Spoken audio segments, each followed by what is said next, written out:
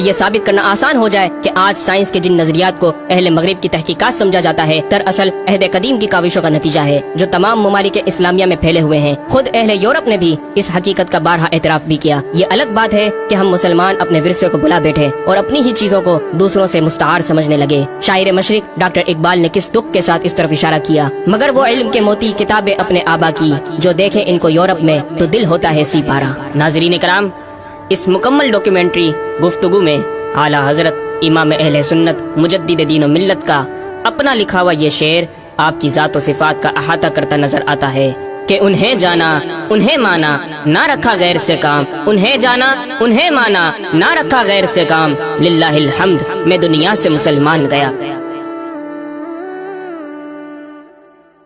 احمد رضا بریلوی پہلا مسلم سائنسدان جس نے 8 سال کی عمر میں پہلی کتاب بزبان عربی شرح ہدایت النحو لکھی، جو اس صدی کی سب سے بہترین IQ ظاہر کرتی ہے۔ احمد رضا بریلوی پہلا مسلم سائنسدان جس نے 30 سال کی عمر میں میڈیکل ایمبرولوجی کے حوالے سے قرآنی آیات فی ظلمات ثلاث بیان کی، اور 30 سال ہی کی عمر میں میڈیکل فیزیولوجی سے متعلق خوبصورت تحقیق انیق فرمائی جو جدید میڈیکل ریسرچ سے مطابقت رکھتی ہے۔ احمد رضا بریلوی پہلا مسلم سائنسدان جس نے 1896 میں بر صغیر پاک و ہند میں سب سے پہلے اپنی کتاب السمسام میں الٹرا ساؤنڈ مشین کا فارمولا نظریہ روشنی لائٹ تھیوری کی بیس پر پیش کر کے سائنسی دنیا میں سبقت حاصل کر لی۔ یہ بحث آج کل پائزو الیکٹرک فینومینن کہلاتی ہے۔ احمد رضا بریلوی پہلا مسلم سائنسدان جس نے سب سے پہلے 1896 میں اپنی کتاب السمسام میں ٹوپولوجی سے متعلق تھیوری پیش کی، بعد میں 1905 میں اپنی کتاب الدولۃ المکیہ میں گفتگو کر کے سبقت حاصل کر لی، جبکہ یہ علم پاک و ہند میں 1968 میں متعارف ہوا۔ احمد رضا بریلوی پہلا مسلم سائنسدان و طبیب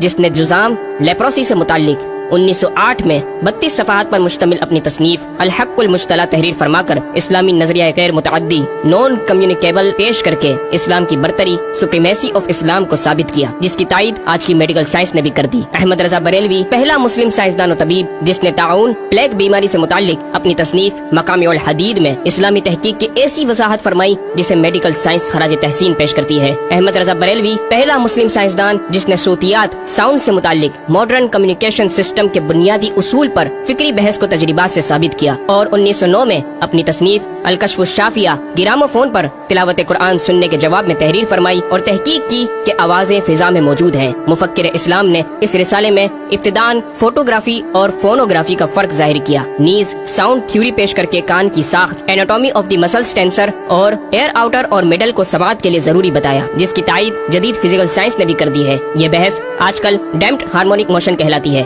جبکہ علم صوتیات پر آپ کی ایک اور تصنیف البیان الشافیہ